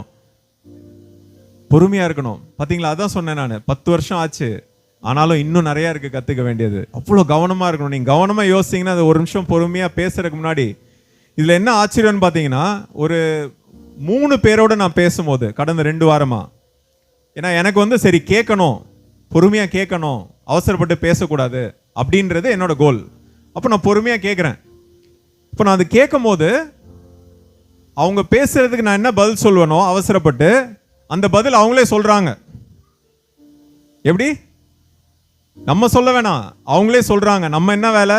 உட்கார்ந்து பொறுமையா கேட்கிற வேலை. அல்லேலூயா. இது நான் கண்கூட பார்க்குறேன். அப்போ இது நம்ம சரி, அப்போ நம்ம கேட்கணும், யூ ஹேவ் டு லிசன் அப்படின்றத கவனிச்சோன்னே ஒரு கோல் செட் பண்ணி, சரி இந்த வாரத்தில் நான் இதை தான் பண்ண போறேன், நான் கேட்க போறேன் அப்படின்னு கேட்கும் போது இப்படி ஒரு அழகான காரியத்தை கண் முன்னாடி பார்க்குறோம். அப்புறம் இது எத்தனை பேர் நம்ம பார்க்காம போறோம்னு யோசித்து பாருங்க. அவசரப்பட்டு அறகுறையா புரிஞ்சுட்டு நம்ம என்ன பண்றோம்? பேசுறோம். இதே போலதான் ஆண்டவரோடையும் பேசுறோம். அவசரப்பட்டு அறகுறையா.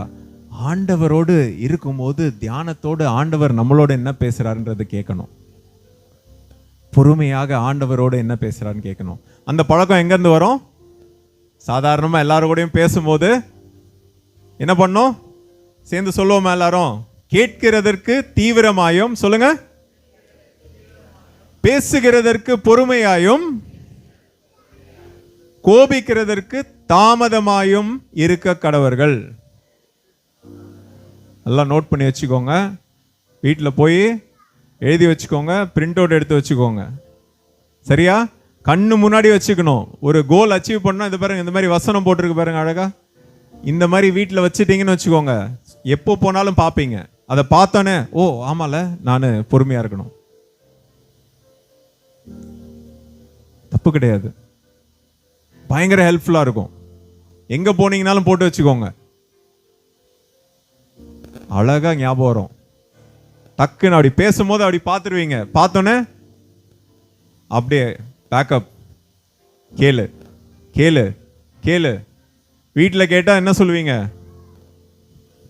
கணவன் மனைவி கேட்டா என்ன சொல்லுவீங்க? யாரு கேட்கறது அப்படின்னு கேட்டா 2 பேரும் கேட்கறது இல்லை, பொறுமை கிடையாது. அநேக நேரம் நம்ம பொறுமை இல்லாமல் போயிடுது. ஸோ அதனால கேட்கறதுல கவனமாக இருக்கணும். லிசனிங், பொறுமையாக கேட்க வேண்டும். அப்போதான் நமக்கு வந்து அடுத்தவங்க என்ன சொல்றாங்கன்றது புரியும் நமக்கு.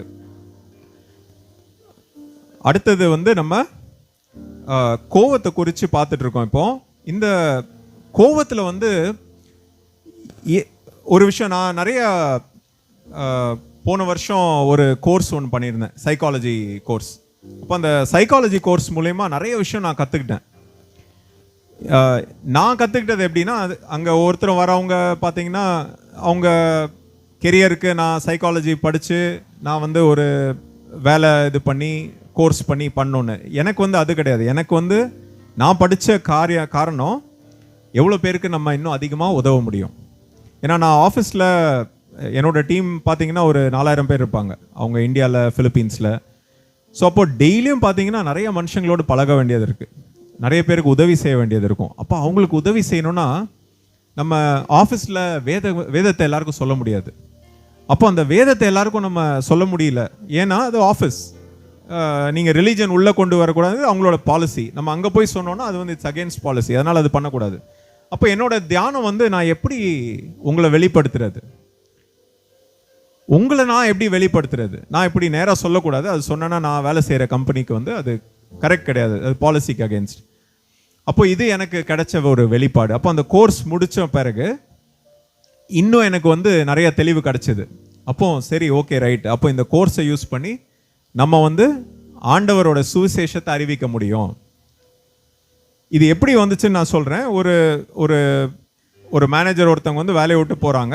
அவங்க போகிறதுக்கு முன்னாடி என் கூட வந்து பேசினாங்க. நான் அவங்ககிட்ட பேசும்போது அவங்க சொன்னாங்க, நீங்கள் இந்த மாதிரி சில காரியங்கள்லாம் நீங்கள் செஞ்சீங்க, ஆண்டவரோட பேரை சொல்லாமலே அவர் என்னென்ன செய்வாரோ அதை அப்படியே நீங்கள் இந்த கோர்ஸ் மூலயமா செஞ்சு காட்டினீங்க அப்படின்னு சொன்னாங்க. எப்படி? ஆண்டவர் என்னென்ன செஞ்சிருப்பாரோ அதை அப்படியே நீங்கள் இந்த ட்ரைனிங் மூலயமா எல்லாருக்கும் செய்து காட்டினீங்க அப்படின்னு சொன்னாங்க. பாருங்க, இதுதான் ஒரு முக்கியமான ஒரு காரியம். பிறருக்கு நம்ம உதவி செய்ய வேண்டும் என்ற எண்ணம் இருக்கும்போது கோபம் என்பது வெளியில போயிடும். எப்படி? பிறருக்கு உதவி செய்ய வேண்டும் என்ற எண்ணம் இருக்கும்போது கோபம் வந்து வெளியில போயிடும். நல்லா ரெஜிஸ்டர் பண்ணிக்கோங்க. பிறருக்கு, எனக்கு இல்லை. எனக்கு என்ன வேணும், எனக்கு என்ன கிடைக்கணும், என் குடும்பத்துக்கு என்ன வேணும், இப்படி எண்ணங்கள் இருந்துட்டே இருந்தா கோபம் போவே போவாது. ஏன் ஏன் சொல்லுங்க? எங்க பார்த்தாலும் எனக்கு என்ன கிடைக்கும்? இப்போ இந்த குழந்தைகிட்ட பார்த்தீங்கன்னா, குழந்தை பார்த்தோன்னே ஒரு ஏதாவது ஒன்று எடுத்துருச்சுன்னா அது எந்த அப்படின்னு சொல்லும். நம்மளும் இன்னும் அதே மாதிரி சொல்லிட்டு இருந்தா என்ன அர்த்தம் சொல்லுங்க? இன்னும் நான் எடுத்துட்டு இன்னொன்று குழந்தை மாதிரியே எந்தன்னு சொல்லிட்டு இருந்தேன்னா குழந்தை வந்து எனக்கு எடுத்துக்கிறேன்னு சொல்லி எடுத்துக்கோ. நம்ம என்ன பண்ணணும்? கொடுக்கிறேன்னு சொல்லணும். அல்லேலூயா. ஸோ அப்போ உங்க எண்ணங்கள்ல மாறும். மறுபடியும் முதலாவது பார்த்த வசனம் ரெனியூவல் ஆஃப் மைண்ட், மறுரூபமாக வேண்டும் எண்ணங்கள். புரியுதா? அப்போ அந்த மறுரூபம் ஆகிறது என்னன்றதான் இப்போ கனெக்ட் பண்றேன் நான் கோவத்தோட பேசும்போது. நல்லா கவனிங்க, எல்லா இதுக்கும் லிங்க் இருக்கு. நான் சொல்ற வசனங்கள் ஃபுல்லா எண்ணங்கள்ல தெளிவு மாற வேண்டும். மாறும்போது தான் என்ன பண்ணும்? கோபம் வெளியே போகும், இல்லைன்னா போகாது. வரும். கோவம் வந்தா தப்பா? சொல்லுங்க, இப்ப சொல்லுங்க, கோவம் வந்தா தப்பா? தப்பு கிடையாது. ஏன்? கடவுள் கொடுத்திருக்க ஒரு எமோஷன் கோவம். ஆனா அது வரும்போது ஏன் வருதுன்றத புரிஞ்சுக்கிட்டீங்கன்னா உடனே என்ன பண்ணுவீங்க? உங்களை மாத்திக்குவீங்க. எதுக்காக கோவம் வரும்? யார்கிட்டயாவது ஏதாவது எதிர்பார்க்கும் போது. வீட்டுக்கு வந்தோடனே மனைவி என்ன பண்ணும்? வீட்டுக்கு வந்தோடனே மனைவி என்ன பண்ணும்? கணவன் என்ன எதிர்பார்க்கிறாரு? சொல்லுங்க மனைவிகள், சொல்லுங்க என்ன எதிர்பார்க்கிறாங்க? ஒன்றும் எதிர்பார்க்கலையா? தண்ணி கொடுக்கணும். ரைட்டு. என் மனைவி சிரிக்கிறாங்க. காலையில் ஜாகிங் போயிட்டு வந்தோடனே ஒரு நாள் தண்ணி கொடுப்பாங்க, ஒரு நாள் தண்ணி கொடுக்க மாட்டாங்க. ஏன்னா அவங்களுக்கு 1008 வேலை. கொடுக்கக்கூடாதுன்றது இல்லை, ஆனால் நாங்கள் அதை ஜோக்காக தான் எடுப்போம். எப்போமா என்னம்மா தவிச்ச வாய்க்கு ஒரு தண்ணி கூட கொடுக்கலையா அப்படின்னு சொல்லி எல்லாமே நாங்கள் விளையாட்டா எடுத்துப்போம். கணவன் மனைவிமா, தெரியுமா உங்களுக்கு? எல்லாமே நாங்கள் விளையாட்டா எடுத்துப்போம். எல்லாமே சீரியஸா ஒருத்தர் பேசினா இன்னொருத்தர் என்ன பண்ணுவோம்? சிரிப்போம். நிஜமா? நான் சீரியஸா பேசினா அவங்க சிரிப்பாங்க, அவங்க சீரியஸா பேசினா நான் சிரிப்பேன். ஏன் சொல்லுங்க? ஹல்லேலூயா. சமாதானம், சமாதானம். இப்போ நான் தண்ணி கொடுக்கலன்னு சொல்லி கோபம் எப்போ வரும்? நான் எதிர்பார்க்கும் போது அவங்க தண்ணி கொடுக்கணும் அப்படின்னு சொல்லி. ஆனால் அவங்க தண்ணி கொடுத்தா வாங்கி குடிக்க போறேன், தண்ணி கொடுக்கலாம் நானே போய் குடிக்க போறேன். முடிஞ்சிச்சா? பாருங்க சமாதானத்தை எப்படி நம்ம ஆண்டவர் கொடுத்திருக்காருன்னு பாருங்க. இதுதான் தெய்வீக சமாதானம். இதுதான் தெய்வீக சமாதானம். பாருங்க எவ்வளவு ஈஸியான வாழ்க்கை பார்த்தீங்களா? நம்ம தான் அதை காம்ப்ளிகேட் பண்ணிட்டோம். மனைவி தண்ணி கொடுக்கலன்னு 10 நாள் பேசாம இருக்கிற கணவன் இருக்கிறாங்க, தெரியுமா? பாருங்க இதெல்லாம் தேவை கிடையாதுங்க. தூக்கி வெளியே போடுங்க, தூக்கி வெளியே போடுங்க. இருக்கிறது ஒரே ஒரு வாழ்க்கை, இருக்கிறது ஒரே ஒரு வாழ்க்கை. கர்த்தருக்கு நன்றி சொல்லுங்க, நிறைய நன்றி சொல்லுங்க. நன்றி சொல்லுங்க. தூங்கி எந்திச்சிங்களா? நன்றி சொல்லுங்க. சாப்பிட உட்காந்தீங்களா? சாப்பாடு கண்ணு முன்னாடி இருக்கா? நன்றி சொல்லுங்க. கணவன் மனைவி குடும்பம் கொடுத்திருக்காரா? நன்றி சொல்லுங்க. தண்ணி குடிக்கிறீங்களா? நன்றி சொல்லுங்க. சுவாசிக்கிறீங்களா? நன்றி சொல்லுங்க. ஆண்டவரோட சுவிசேஷத்தை சொல்ல முடியுதா நிம்மதியா? நன்றி சொல்லுங்க. எல்லாத்துக்கும் நன்றி சொல்லி பாருங்க. கோவம் எங்கிருந்து வரும்? தூக்கி போடுங்க. வேணாம். என்னெல்லாம் தூக்கி போட்டிருக்கோம் சொல்லுங்க பாப்போம். ஃபர்ஸ்ட் என்ன தூக்கி போட்டோம்? பயத்தை தூக்கி போட்டாச்சு. ரைட்டு. அப்புறம் கவலை. ஜோசப் பார்த்துக்கோங்க, நம்ம சர்ச்சில் யாராவது பயம் கவலைன்னு வந்தாங்கன்னா ஏற்கனவே தூக்கி போட்டீங்க, ஏன் வந்தீங்க அப்படின்னு கேட்கணும். ரைட்டா? அடுத்தது கோவத்தையும் தூக்கி போட்டாச்சு. ரைட்டா? இதெல்லாம் தேவை கிடையாது. Take it easy. Take it easy. அவர் நம்மளோடு கூட இருக்கிறார். அவர் நம்மளோடு கூட இருக்கிறார். நமக்காக மரித்து உயிர் தெழுந்துட்டாரு. அவர் மட்டும்தான் பண்ண முடியும். அவர் பண்ணிட்டாரு. இனி தேவை கிடையாது. பரிபூர்ண ஒரு நிம்மதி நமக்கு ஆண்டவர் கொடுத்துட்டாரு. அடுத்த வசனம் பாருங்க. நம்ம இருதயத்தை குறித்து பார்த்தோம். இப்போ நெக்ஸ்ட் இருதயத்தை குறித்து பார்க்க போறோம். நீதிமொழிகள் 3வது அதிகாரம் 5வது வசனம். நீதிமொழிகள் 3:5. உன் சுய புத்தியின் மேல் சாயாமல், உன் சுய புத்தியின் மேல் சாயாமல், உன் முழு இருதயத்தோடும், உன் முழு இருதயத்தோடும் கர்த்தரில் நம்பிக்கையாய் இருந்து, கர்த்தரில் நம்பிக்கையா இருந்து, உன் வழிகளில் எல்லாம் அவரை நினைத்துக்கொள், உன் வழிகளில் எல்லாம் அவரை நினைத்துக்கொள். அப்பொழுது அவர் பாதைகளை செவ்வைப்படுத்துவார். உன் பாதைகளை செவ்வைப்படுத்துவார். பாருங்க, உன் சுய புத்தியின் மேல் சாயாமல். முதலாவது பார்க்கறது பாருங்க, இருதயம் அப்படின்னு வரும்போது உன் சுய புத்தியின் மேல் சாயாமல் உன் முழு இருதயத்தோடும் கர்த்தரில் நம்பிக்கையா இருந்து. முழு இருதயம்னா என்னது? நல்லா கவனிங்க. உங்களுக்கு என்ன வேணும் அப்படின்றது இருதயத்தில் இருந்தா நீங்க முழு இருதயத்தோடு ஆண்டவரோடு இணைந்திருக்க முடியாது. நல்லா கவனிங்க. உங்க இருதயத்தில் என்ன வேணும், அது ஒரு ஆசையா இருக்கலாம், பேராசையா இருக்கலாம், என்ன வேணா இருக்கலாம். ஆனா உங்களுக்கு என்ன வேணும் அப்படின்ற காரியம் உங்க இருதயத்தில் இருந்தா ஆண்டவரோடு இணைந்து இருக்க முடியாது. ஏன்னா ஆண்டவர் கேட்கிறது என்னது? உன் முழு இருதயத்தோடும் கர்த்தரில் நம்பிக்கையா இருந்து. முழு இருதயத்தோடும். நல்லா யோசித்துக்கோங்க. முழு இருதயத்தோடும். நீ பாதி உனக்கு தேவையை யோசிச்சுட்டு பாதி என்ன யோசிச்சுட்டு நடக்காது. உங்க எண்ணம் எங்க போகும்? உங்க கவனம் எங்க போகும்? உங்க ஆசையில போயிட்டே இருக்கும். ஸோ அதனால இருதயம் மிகவும் முக்கியமான காரியம். நான் முதலே சொன்னேன், இருதயம், எண்ணம், mind, heart and mind is connected to each other. ரெண்டுமே இன்டர் கனெக்டட். உங்க இருதயத்தில் ஒரு ஆசை வந்துச்சுன்னா மைண்ட் என்ன பண்ணுன்னு சொல்லும். எப்படி? இருதயத்தில் ஒரு ஆசை வந்துச்சுன்னா மைண்ட் என்ன பண்ணுன்னு சொல்லும். இருதயத்தில் நான் ஆண்டவருக்காக ஊழியம் செய்யணும்னு சொன்னா மைண்ட் என்ன சொல்லும்? போய் சுவிசேஷ அறிவின்னு சொல்லும். கரெக்டா? இருதயத்தில் எனக்கு ஒரு 10 லட்சம் பணம் வேணும்னு சொன்னா என்ன பண்ணும் மைண்டு? சொல்லுங்க, என்ன பண்ணும்? என்ன பண்றது? எப்படி சம்பாதிக்கிறது? எப்படி போறது? எப்படி இது பண்றது? ஐயோ, இன்னும் 10 வருஷம் ஆனாலும் என்னால் சேர்த்து வைக்க முடியாது போலயே. கவலை. பாருங்க எப்படிலாம் திருப்பி அப்படியே ரிவர்ஸ்ல போவோம். அப்படியே பாத்தீங்களா? அப்போ இருதயம் ஆண்டவருக்காக. சொல்லுங்க, எல்லாரும் சேர்ந்து சொல்லுங்க, இருதயம் ஆண்டவருக்காக. அப்போ அந்த முழு இருதயமும் ஆண்டவர்கிட்ட கொடுக்கணும். என் தேவ சித்தம் என்னவென்று அறிந்து கொள்ள வேண்டும் என்பது நாம் முதலாவது பார்த்தது. இருதயத்தில் என்ன இருக்கணும் உங்களுக்கு? இப்போ சொல்லுங்க, இருதயத்தில் என்ன இருக்கணும்? அந்த வசனம் திருப்பி படிங்கம்மா. முதலாவது வசனம் ரோமர் 12:2.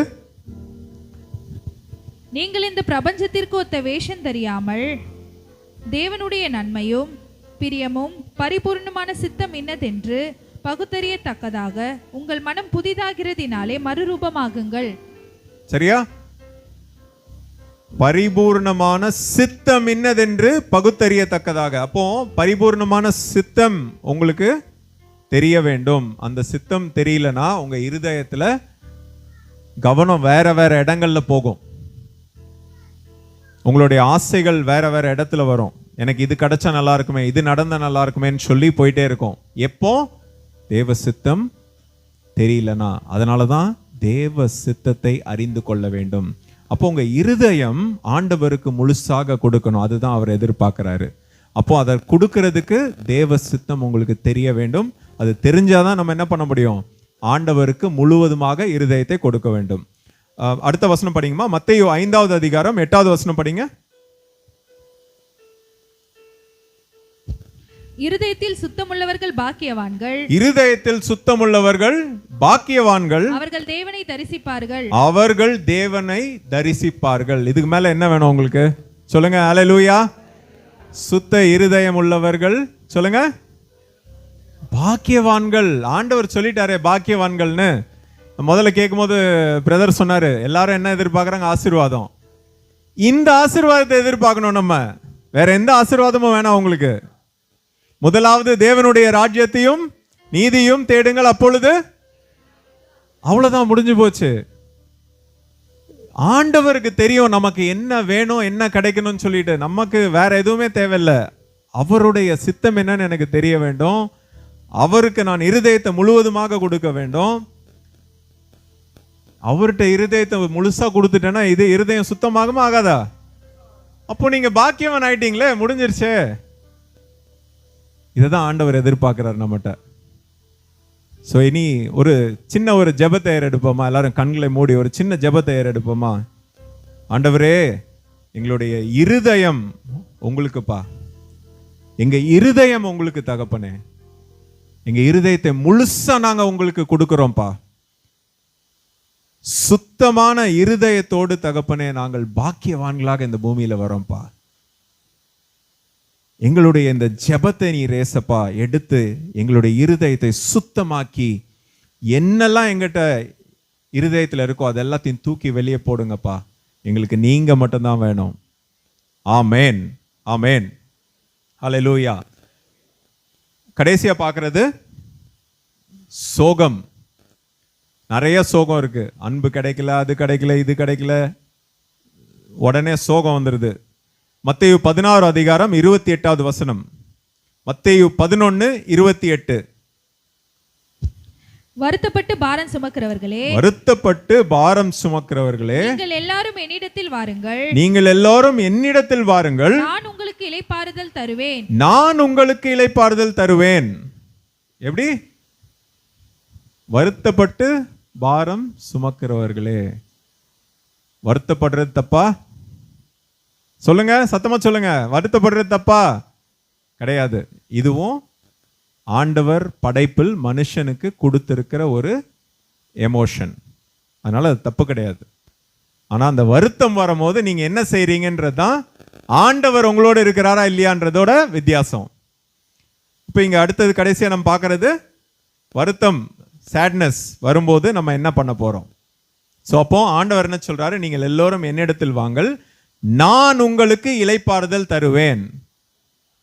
வேற எங்கேயும் தேடி போவாதுங்க. சில பேர் என்ன பண்றாங்க? மது குடிச்சா எனக்கு இளைப்பாறுதல் கிடைக்கும்னு நினைக்கிறாங்க. சில பேர் என்ன பண்றாங்க? ட்ரக்ஸ் எடுத்தா இளைப்பாறுதல். இப்படிதான் போய் விழுறாங்க எல்லாரும். எனக்கு இவங்கெல்லாம் ஃப்ரெண்ட்ஸ் ஆயிட்டாங்கன்னா எனக்கு இளைப்பாறுதல் கிடைக்கும். எங்கேயுமே கிடைக்காது, எங்கேயுமே கிடைக்காது. எனக்கு கல்யாணம் ஆயிடுச்சுன்னா இளைப்பாறுதல் கிடைக்கும், கிடைக்காது. பிள்ளைங்க வந்துருச்சுன்னா இளைப்பாறுதல் கிடைக்கும், கிடைக்காது. இன்னும் புலம்ப ஆரம்பிச்சிடுவீங்க ஜாஸ்தி. ஏன்னா வேலை அப்படி பெண்டு நிமிரும் வீட்டில், சும்மா கிடையாது. அப்போ தெளிவு முக்கியம். அந்த தெளிவு இருந்தால் தான் நம்ம அந்த சோகத்திலிருந்து உடனே வெளியே வர முடியும். அல்லேலூயா. சோகத்திலிருந்து வெளியில வர முடியும். அப்போ நம்மளுடைய கவனம் முழுவதுமாக ஆண்டவரிடம் இருக்க வேண்டும், இல்லையா? 29:30 ரெண்டுமே வாசிங்கம்மா. மத்தேயு. நான் சாந்தமும் மனத்தாழ்மையுமாய் இருக்கிறேன். நான் சாந்தமும் மனத்தாழ்மையுமாய் இருக்கிறேன். ஆண்டவர் எப்படி இருக்கிறான்னு சொல்றாரு பாருங்க, நல்லா கவனிங்க. சாந்தமும் மனத்தாழ்மையுமாய் இருக்கிறார். என் நுகத்தை உங்கள் மேல் ஏற்றுக்கொண்டு என் நுகத்தை உங்கள் மேல் ஏற்றுக்கொண்டு என்னிடத்தில் கற்றுக்கொள்ளுங்கள். என்னிடத்தில் கற்றுக்கொள்ளுங்கள். அப்பொழுது உங்கள் ஆத்துமாக்களுக்கு இளைப்பாறுதல் கிடைக்கும். உங்கள் ஆத்துமாக்களுக்கு இளைப்பாறுதல் கிடைக்கும்.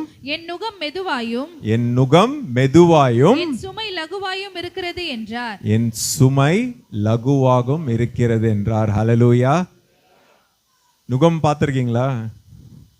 புல்லக்காட் மாடுக்கு போடுவாங்க பாருங்க. மாடு தனியா இருந்தா எங்க வேணா போவோம். தூக்கி மேல போட்டாங்கன்னா போ அப்படின்னா நேரா போயிட்டே இருக்கும். ஆண்டவர் என்ன சொல்றாரு? உள்ள வாங்க, மாடு எப்படி கேட்டுறோமோ அதே மாதிரி நீ வா, என் கூடவே இரு. சரி, அதுதான் ஆண்டவருடைய அன்பு. அவர் சொல்றது ஒண்ணுமே கிடையாது. நீ என் கூடவே இருந்தான்னு சொல்றாரு. வேற எதுவுமே சொல்ல உங்களை. நீ என் கூடவே இருந்தனா என்ன போலவே மாறிடுவ. எப்படி? என் கூடவே இருந்தா என்ன போலவே மாறிடுவ. அதை தான் ஆண்டவர் எதிர்பார்க்கிறாரு. அப்போ சோகம் வந்துச்சுன்னா உடனே என்ன பண்ணு? ஆண்டவரோட இணைஞ்சிக்கோ. அவ்வளோதான், அந்த சோகம் வெளியே போயிடும். தப்பு கிடையாது. நல்லா திருப்பி திருப்பி அதான் சொல்றேன். நிறைய பேர் இதுதான் தப்பு பண்றாங்க. தப்பு தப்பு தப்பு தப்புன்னு நினச்சி அது தப்பை திருப்பி திருப்பி பண்ணிட்டே இருக்காங்க. தப்பெல்லாம் தூக்கி வெளியே போடுங்க. ஆண்டவர் மன்னிக்கும் தேவன். என்ன தப்பு செஞ்சீங்கனாலும் ஆண்டவர் மன்னிப்பாரு. உங்களை அதுலேருந்து வெளியில கொண்டு வர்றது அவரால் மட்டும்தான் முடியும். ஸோ அப்போ நம்ம இதெல்லாம் மாறும்போது ஆண்டவரோடையே இணைந்து வாழ முடியும். ரீகேப் சொல்லுங்க. ஃபர்ஸ்ட் என்ன நம்மளுக்கு தேவை? ஃபர்ஸ்ட் என்ன தேவை? ரோமர் 12வது அதிகாரம் 2வது வசனத்தில் பார்த்தது என்னது? தேவ சித்தம். எதுக்காக நான் இந்த பூமியில இருக்கிறேன்? தெளிவு வேணும். அந்த தெளிவு இருந்தால் தான் என்ன பண்ண முடியும்? என்ன தேவை என்ன தேவையில்லைன்றத நம்ம தெளிவாக கவனிக்க முடியும். அடுத்தது என்னெல்லாம் தூக்கி வெளியே போட்டிருக்கோம் சொல்லுங்க. முதல்ல பயத்தை தூக்கி வெளியில போட்டாச்சு. ஏன்னா ஆண்டவர் என்ன ஆவி கொடுக்கல? பயமுள்ள ஆவியை கொடுக்கல. சரியா? ஹல்லேலூயா. ரெண்டாவது கவலை. கவலை என்ன பண்ணிட்டோம்? தூக்கி வெளியே போட்டுட்டோம். ஏன்னா எல்லா புத்திக்கும் மேலான தேவ சமாதானம் நம்மளுக்கு வேணும். வேற எதுவும் தேவையில்லை. அதனால அதை தூக்கி போட்டாச்சு. அடுத்தது சொல்லுங்க. கோபம். கோபம் போட்டாச்சா? இன்னும் இருக்கா? ஏன்? கோபம் கூட இருந்தா என்ன பண்ண முடியாது? ஆண்டவரோடு வாழ முடியாது. அதனால கோபத்தை தூக்கி வெளியே போடுங்க. ரைட்டு. அடுத்தது சோகம். இருதயத்தை விட்டீங்க. இருதயத்தை விட்டீங்களே. இருதயம் எங்க கனெக்டடா இருக்கணும்? தேவ சித்தம். ரைட்டா? கடைசியா சோகம். சோகத்தை விட்டுட்டு புல்லக்காட்டுல போய் முன்னாடி இழுக்க ஆரம்பிப்போம். ஆண்டவருடைய புல்லக்காட். சரியா? இதெல்லாம் செய்யும் போது நம்ம இயேசுவோட இணைந்து வாழ போறோம். அப்போ இயேசுவோட இணைந்து வாழும்போது கடைசியா பார்க்க போற வார்த்தை சங்கீதம் 23:5. சங்கீதம் 23:5. என் சத்துருக்களுக்கு முன்பாக நீர் எனக்கு ஒரு பந்தியை ஆயத்தப்படுத்தி தலையை எண்ணெயால் அபிஷேகம் பண்ணுகிறீர். தலையை எண்ணெயால் அபிஷேகம் பண்ணுகிறீர். என் பாத்திரம் நிரம்பி வழிகிறது. ஹல்லேலூயா. ஆண்டவரோடு இணைந்து இருக்கும் போது எப்படி? என் பாத்திரம் நிரம்பி வழிகிறது. 6வது வசனம் படிங்க. என் ஜீவனுள்ள நாளெல்லாம் நன்மையும் கிருபையும் என்னை தொடரும். நான் கர்த்தருடைய வீட்டிலே நீடித்த நாட்களாய் நிலைத்திருப்பேன். ஹல்லேலூயா. ஹல்லேலூயா. எல்லாரும் சேர்ந்து சொல்லுவோமா ஒரு தடவை? சொல்லுங்க. எல்லாரும் சேர்ந்து சொல்லுங்க. ஜீவனுள்ள நாளெல்லாம் சொல்லுங்க. எல்லாரும் சேர்ந்து சொல்லுங்க.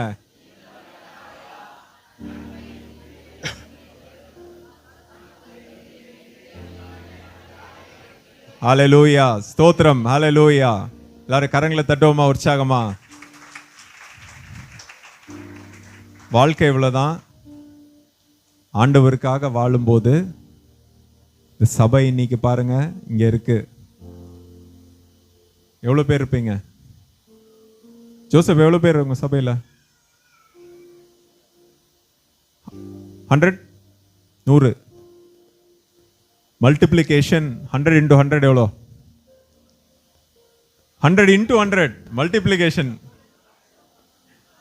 10,000. மல்டிப்ளிகேஷன் எப்படி? 10,000.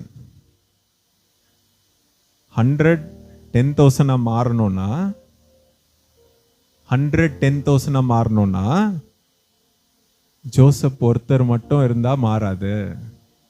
சபையில் எல்லோரும் என்ன பண்ணணும்? ஆண்டவரோடு இணைந்து வாழும் ஒரு வாழ்க்கை. உங்க வாழ்க்கையை பார்க்கும் ஒவ்வொருத்தரும் இவங்கள போல எனக்கும் வாழ்க்கை வேணும்னு சொல்லி ஓடி வரணும் சபைக்கு. அல்லேலூயா, அல்லேலூயா. அதனால நம்ம இன்னைக்கு கேட்ட வார்த்தை உங்களுக்கு ஆண்டவர் கொடுத்தது. இந்த தெளிவு கிடைச்சாதான் நீங்க போய் சுவிசேஷம் அறிவிக்க முடியும். நீங்க போய் ஆத்துமாக்கள் ஆண்டவரிடம் அழைத்து வர முடியும். ஒரு அம்மா இறந்து அவங்க ஹாஸ்பிட்டலில் இருக்கிறாங்க. அவங்களுக்கு ஒரு தரிசனம் கிடைக்குது. போய் பார்க்குறாங்க என்ன நடக்குது இறந்த பிறகுன்னு. அப்போ அவங்க என்னென்னலாம் செஞ்சாங்கன்னு சொல்லி அவங்கள தெளிவுபடுத்தி ஏஞ்சல்ஸ் அவங்களோட பேசி திருப்பி பூமிக்கு அனுப்புகிறாங்க. அப்போ அதில் கேட்ட ஒரு கேள்வி, ஆண்டவருக்காக ஆத்துமா யாரையாவது கொண்டு வந்தியா நீ? அப்போ அவங்க கொண்டு வரல. அவங்க செஞ்சதெல்லாம் பார்த்தீங்கன்னா, டெய்லி ஒரு சாப்டர் படித்தேன், ஃபார்மாலிட்டி, டெய்லி படிக்கணும் ஒரு வசனம் படிச்சிட்டேன். அப்போ அந்த கேள்விகளுக்கு பதில் இல்லை. அதில் கேட்ட கேள்வி, எத்தனை பேரை ஆண்டவர்கிட்ட நீ கொண்டு வந்த? அப்போ ஆண்டவருக்கு நம்ம ஆத்துமாக்களை கொண்டு வரலன்னா ஆண்டவரோட பிள்ளையாவே இருக்க முடியாது. அதனால நமக்கு ஆண்டவர் வைத்திருக்கும் வேலை ஆத்துமாக்களை அழைத்து வருவதற்கு. அதனால இந்த 100 into 100 10,000 மாறுறதுக்கு நீங்க எல்லாரும் மாறணும். ஹல்லேலூயா. எல்லாரும் ரெடியா மாறுறதுக்கு? எல்லாரும் ரெடியா? எல்லாரும் எந்திரிச்சு நின்று ஜெபிக்கலாமா? எல்லாரும் எந்திரிச்சு நின்று 100 ஆயிரங்களாக மாறுவதற்கு ஆண்டவர் ஒவ்வொருத்தரையும் எடுத்து பயன்படுத்த போறாரு. நம்ம எல்லாரும் ஆண்டவருக்கு ஒப்பு கொடுத்து ஜெபிக்கலாமா? ஸ்தோத்திரம்பா. Thank you Jesus. நன்றி தகப்பனே. பரிசுத்த ஆவியானவரே, அப்பா உமக்கு நன்றி ராஜா. அப்பா, மனிதனாக ஒரு விசேஷித்த படைப்பாக நீங்க படைச்சிருக்கிறீங்கப்பா. எவ்வளவு அழகான ஒரு படைப்பு தகப்பனே, எவ்வளவு அழகான ஒரு படைப்புப்பா. நீர் படைத்து விட்டு எவ்வளவு ஒரு சந்தோஷப்பட்டீங்க. இந்த மனிதனை படைத்துட்டு உமது சாயல்ல படைத்திருக்கிறீங்க தகப்பனே. அதற்காக உமக்கு நன்றி சொல்றோம் தகப்பனே. உமக்கு நன்றி சொல்லுகிறோம் அப்பா. இன்னைக்கு இந்த சபைக்கு வந்திருக்கும் ஒவ்வொருத்தரும் அப்பா, என் தேவன் நீர் அழைத்து வந்ததற்காக உமக்கு நன்றி சொல்றேன் ராஜா. அப்பா, இந்த குட் ஃப்ரைடே அன்னைக்கு என் தேவன் நீர் எங்களுக்காக சிலுவையில அப்பா மரித்தீங்கப்பா தகப்பனே. அதை நாங்கள் நினைவு கூறுகிறோம் தகப்பனே. ஆனா முக்கியமான காரியம், என் தேவன் எங்கள் ஒவ்வொருத்தரையும் அப்பா நீங்க கேட்டிருக்கிறீங்க. ஒருவர் கூட விட்டு போக கூடாது என் தேவனுக்காக. அப்பா, இந்த சபையில் இருக்கும் ஒவ்வொருத்தரும் அப்பா, இந்த 100 பேரும் தகப்பனே என் தேவனுக்காக தேர்ந்தெடுக்கப்பட்ட பிள்ளைகள் அப்பா. ஸ்தோத்திரம்பா. Thank you Jesus, thank you Jesus. அப்பா, நீங்க யாரையும் அப்பா தகுதி பார்த்து தேர்ந்தெடுக்கிறது இல்லை தகப்பனே. வேதாகமத்துல பார்த்த ஒருவர் கூட அப்பா தகுதி கிடையாதப்பா. தகுதி இல்லாத ஒவ்வொருத்தரையும் எடுத்து அற்புதமாய் நீர் பயன்படுத்தினீங்க அப்பா. மோசையை கூப்பிட்ட போது எனக்கு திக்குவாய், நான் எப்படி பேசுவேன்னு சொன்னான். ஆனா அவனை தான் எடுத்து நீங்க பயன்படுத்தினீங்க. செங்கடலை பிளந்து அப்பா 40 ஆண்டுகள் வனாந்திரத்தில் அற்புதமாய் தகப்பனே நீர் அவனை கொண்டு அப்பா மக்களை நடத்தி செல்ல வைத்தீங்க தகப்பனே. ஒருவர் கூட வேதாகமத்துல தகுதி கிடையாது. ஆனா என் தேவன் எடுத்து பயன்படுத்த முடியும். அதே போல தகப்பனே, நாங்கள் எல்லாரும் இந்த நேரத்துல தரை மட்டும் எங்களை நாங்கள் தாழ்த்துகிறோம் ராஜா. நாங்கள் யாரும் தகுதியுள்ளவர்கள் கிடையாதப்பா. எங்களுடைய எமோஷன்ஸ் அப்பா எங்களுக்கு மேனேஜ் பண்ண தெரியாம இருந்துச்சு. ஆனா இன்னைக்கு என் தேவன் அழகாக சொல்லி கொடுத்துருக்கிறீங்க. வேதத்தில் ஒவ்வொரு வார்த்தையும் எப்படி மனுஷ எமோஷனை கண்ட்ரோல் பண்றதுக்குன்னு சொல்லி அழகா இன்னைக்கு சொல்லி கொடுத்துருக்கிறீங்க அப்பா. இந்த நாள் முதல் வாழ்க்கையில் ஒரு மாற்றத்தை என் தேவன் கொண்டு வந்ததற்காக உமக்கு நன்றி சொல்றேன்ப்பா. எண்ணங்களில் அப்பா புதுப்பிக்கப்படட்டும் அப்பா. ஒவ்வொருவரும் அப்பா, let the mind be renewed from today. அப்பா, எண்ணங்கள்ல தெளிவு தகப்பனை நீர் கொடுத்து ஏசப்பா உம் வார்த்தை சொன்னதின்படி மறுரூபம் ஆகட்டும் தகப்பனே. ஸ்தோத்திரம்பா. ஹல்லேலூயா. thank you Jesus. நீர் கொடுத்திருக்கும் இந்த அருமையான சபைக்காக நன்றி சொல்லுகிறோம். நீர் கொடுத்திருக்கும் ஏசப்பா அப்பா ஜோசப் பாஸ்டருக்காக நன்றி சொல்லுகிறோம் தகப்பனே. அப்பா, நீர் கொடுத்திருக்கும் எல்லா சகோதர சகோதரிகளுக்காகவும் நன்றி சொல்லுகிறோம் அப்பா. நீர் கூட வைத்திருக்கும் ஒவ்வொரு வாலண்டியர்ஸ்க்காகவும் நன்றி சொல்றோம்ப்பா. எல்லோரும் சேர்ந்து ஏசப்பா சபையாக குழுவாக சேர்ந்து என் தேவனுக்காக தகப்பனே, என் தேவனுடைய நாமத்தை மகிமைப்படுத்துவதற்காக எங்களுக்கு கிடைத்திருக்கும் இந்த ஒரே ஒரு வாழ்க்கை, இந்த வாழ்க்கை என் தேவனுக்காக நாங்கள் அர்ப்பணிக்கிறோம் அப்பா. முழுவதுமாக நாங்கள் அர்ப்பணிக்கிறோம் அப்பா. எங்கள் வாழ்க்கையில் தகப்பனே வேற எந்த ஒரு காரியத்துக்காகவும் நாங்கள் எங்கள் வாழ்க்கையை அர்ப்பணிக்க வேண்டாம், உங்களுக்கு தான்ப்பா. We are giving us completely to you Jesus. முழுவதுமாக பங்குகள் இல்லப்பா, முழுவதுமாக நாங்கள் கொடுக்கிறோம்ப்பா. We are surrendering all our emotions to you. அப்பா, அது கோபமாக இருக்கலாம், சோகமாக இருக்கலாம், கவலையாக இருக்கலாம், எல்லா எமோஷன்ஸ் இந்த நேரத்துல என் இயேசுவுக்காக நாங்க we are surrendering it to you. என் தேவன், இந்த நாள் முதல் தகப்பனே நீர் அப்பா எங்களை வழி நடத்துங்க தகப்பனே. முழுவதுமாக உங்களை கொடுத்திருக்கிறோம். உங்க நுகம் அப்பா எங்கள் மீது அப்பா இறங்கினதற்காக நன்றி சொல்லுகிறோம் தகப்பனே. Thank you Jesus. எல்லாரும் வாய்களை திறந்து நன்றி சொல்லுங்க, தேவனுக்கு நன்றி சொல்லுங்க. அவருடைய நுகம் அப்பா அவரோடு இணைந்து கொள்வதற்காக நம்ம மீது வைத்திருக்கிறாரு. எல்லாரும் எல்லாரும் எல்லாரும் எல்லாரும் உற்சாகத்துடன் ஆண்டவருக்கு நன்றி சொல்லுங்க. ஒருவர் கூட அமைதியா இருக்காங்க, எல்லாரும் வாயை திறந்து நன்றி சொல்லுங்க, நன்றி சொல்லுங்க, நன்றி சொல்லுங்க. எங்கே 2 அல்லது 3 பேர் எனது நாமத்தினால் கூடியிருக்கிறீங்களோ அங்கே நடுவிலே இருக்கிறேன் என்று சொல்லியிருக்கிற தேவன், நம் மத்தியில் இருக்கும் தேவன், 100 பேர் கூடியிருக்கும் இடத்துல ஆண்டவருடைய வல்லமை இப்பொழுது இறங்கி கொண்டிருப்பதற்காக நன்றி சொல்லுகிறோம், நன்றி சொல்லுகிறோம். உங்க எண்ணங்கள்ல எத்தனையோ காரியங்கள் இருந்திருக்கலாம், ஒரு கவலை இருந்திருக்கலாம், பயம் இருந்திருக்கலாம், சரீரத்துல உங்களுக்கு ஒரு பிரச்சனை இருந்திருக்கலாம். என்ன இருந்தாலும் சரி, இந்த நேரத்துல இயேசுவின் நாமத்தினாலே எல்லாத்தையும் தூக்கி வெளியே போட்டாச்சு, தூக்கி வெளியே போட்டாச்சு, தூக்கி வெளியே போட்டாச்சு. கால் வலியா இருக்குதா, கை வலி இருக்குதா, கிட்னி ப்ராப்ளமா, என்ன பிரச்சனையாக இருந்தாலும் சரி, இயேசுவின் நாமத்தினாலே எல்லாத்தையும் இப்பொழுதே தூக்கி வெளியே போட்டாச்சு, எல்லாத்தையும் தூக்கி வெளியே போட்டாச்சு, எல்லாத்தையும் தூக்கி வெளியே போட்டாச்சு. எல்லாம் மாறட்டும், உள்ள மாறட்டும், உள்ள மாறட்டும், எல்லாமே மாறட்டும். ஆண்டவர்கிட்ட சொல்லுங்க, ஆண்டவரே என் எண்ணங்கள் அப்பா, என் இருதயம் அப்பா எல்லாத்தையும் உங்ககிட்ட கொடுத்துட்டேன்ப்பா, எல்லாமே மாறட்டும், எல்லாமே மாறட்டும். அப்பா, பிறர் மீது அன்பாக இருக்கிறேன் நானு, என் குடும்பத்துல இருந்து ஆரம்பிக்கிறேன்ப்பா. என் மனைவியிடம் நான் இவ்வளவு நாள் கோவமா பேசியிருக்கலாம், என் கணவனிடம் நான் கோவமா பேசியிருக்கலாம், என் கணவனை நான் மதிக்காம இருந்திருக்கலாம், என் மனைவியை மதிக்காம இருந்திருக்கலாம், இல்ல பிள்ளைகளுக்குள்ளாக பிரச்சனையா இருந்திருக்கலாம். எல்லாத்தையும் தூக்கி வெளியே போடுங்க. இனி எல்லா காரியத்தையும் லேசான காரியமாக நம்ம சந்திப்போம். ஆண்டவருக்காக நம் வாழும் ஒரு வாழ்க்கை. எல்லாரிடமும் அமைதியாக இருங்க. லிசனிங் எவ்வளவு முக்கியமானது என்பதை நம்ம பார்த்தோம். வேதாகமத்துல வார்த்தைகள் நமக்கு கொடுத்திருக்கும் காரியம். கேளுங்க, பொறுமையாக கேளுங்க. ஒவ்வொருத்தரிடம் யாருகிட்டையும் அவசரப்படாம பொறுமையாக கேட்போம். நம்ம அப்படி கேட்கும் போதுதான் நம்ம ஆண்டவருடைய அன்பை வெளிப்படுத்த முடியும். அதனால ஆண்டவரிடம் நம்ம முழுவதுமாக ஒப்பு கொடுத்து, இனி ஆண்டவரே என் வாழ்க்கை மாறிடுச்சு, I am going to be in a different dimension. இனி நம் வாழ்க்கையில we are going to start seeing supernatural power in our life because we are connected with God. அவரோடு இணைந்து கொண்டோம். அவரோடு இணைஞ்சிட்டோம்னா நம்ம வாழ்க்கையில இனி எந்த காரியமும் நமக்கு பிரச்சனை கிடையாது. எல்லா காரியமும் நம்மளால மேற்கொள்ள முடியும்.